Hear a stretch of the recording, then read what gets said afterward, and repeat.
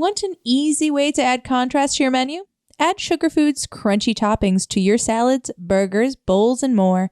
From crispy onions and crunchy jalapenos to wontons and then some.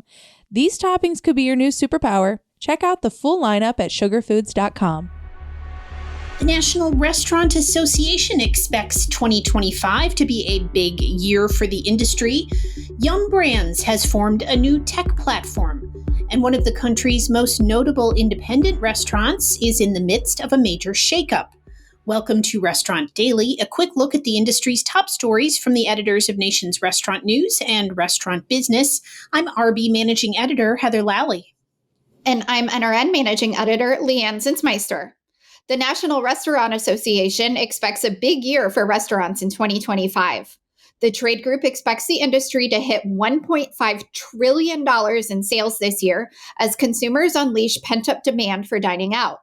The association said consumers across all segments do not visit restaurants as much as they would like, potentially providing a tailwind to restaurant sales this year. More than 80% of operators expect sales to stay the same this year or to grow compared with 2024, according to the association. And more than 80% of customers said they would visit a sit-down restaurant or order delivery if their finances were better. Yum Brands is putting all its technology under one roof, so to speak.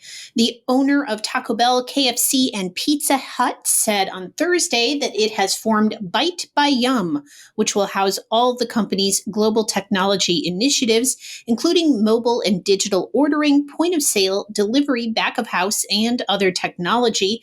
The company said that 25,000 of its 61,000 global restaurants use at least some of the technology already. Yum has been buying or developing technology capabilities for years, including a lot of AI-enabled tech. Speaking of Yum Brands, the company reported fourth quarter and full year 2024 results before market on Thursday, and Taco Bell continues to outperform the industry, generating a 5% same-store sales increase on the quarter. Executives said those results were driven in large part by the chain's value offerings, including its $7 Luxe Box, and added that Taco Bell has the most tech deployments from Bite by Yum's collection, which has lifted both the top and bottom lines.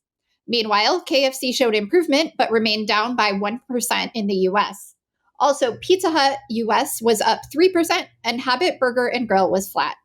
The Seattle fine dining restaurant Canlis announced big changes this week. First, executive chef Aisha Ibrahim and her wife Samantha Beard, the restaurant's sous chef, are leaving in April to develop their own restaurant concept. And the two brothers who own the 75-year-old restaurant, Mark and Brian Canlis, have agreed to amicably split. Brian will sell his stake to brother Mark. In June, Brian plans to move with his family to Nashville, where he will work with famed hospitality guru Will Guidara, the former co-owner of the New York City restaurant 11 Madison Park. Details on future plans remain unclear, but stay tuned on news from all three ventures. Applebee's president Tony Moralejo is stepping down. John Payton, CEO of parent company Dine Brands, will take over until the company finds a permanent replacement. Moralejo had been president for just over 2 years and previously was Dine's president of international and global development for 3 years. Applebee's struggled under his tenure, which included 6 straight quarters of same-store sales declines. His resignation is effective March 4th. Milk of the Poppy, an apothecary meets craft cocktail bar and restaurant, will open this spring in the heart of the Rail Yard District in Santa Fe, New Mexico. The company said the location is adjacent to the Jean Cocteau Cinema and Beasley Books and will serve as an additional community gathering place and evoke the experience of stumbling into a modern traveler's tavern, the backers said. The name draws inspiration from the medieval remedy Milk of the Poppy, which is a specially concocted beverage known for both its medicinal properties and the poppy dreams it induces. Cracker Barrel is responding to eggflation in a creative way. As egg prices go up and the casual dining brand's competitors consider either raising prices or adding an egg surcharge like Waffle House, Cracker Barrel is not only keeping prices the same, but also offering a special promotion. Rewards members who order egg dishes can get double points for a limited time. Sonny's Barbecue has named George McAllen its Chief Growth Officer. The Orlando, Florida-based Sonny's said McAllen served the past 5 years as Chief Operations Officer with 2 franchise groups, Quality Restaurant Group and Southeast Enterprise Holdings. He previously worked with Dunkin' and was responsible for 4,000 Dunkin' and Baskin-Robbins restaurants in South Korea, Japan, China, and Latin America. Emma Chamberlain is the latest influencer to attempt a brick-and-mortar concept. After selling coffee online since 2019, the YouTube star, known for posting mostly about fashion, this week opened Chamberlain Coffee Cafe in Los Angeles in partnership with a division of her talent agency, UTA Ventures. Fans waited in lines for hours this week to review the concept's matchas, lattes, and pastries, offering built-in buzz on social media. And that will do it for today's edition of Restaurant Daily. I'm Heather Lally.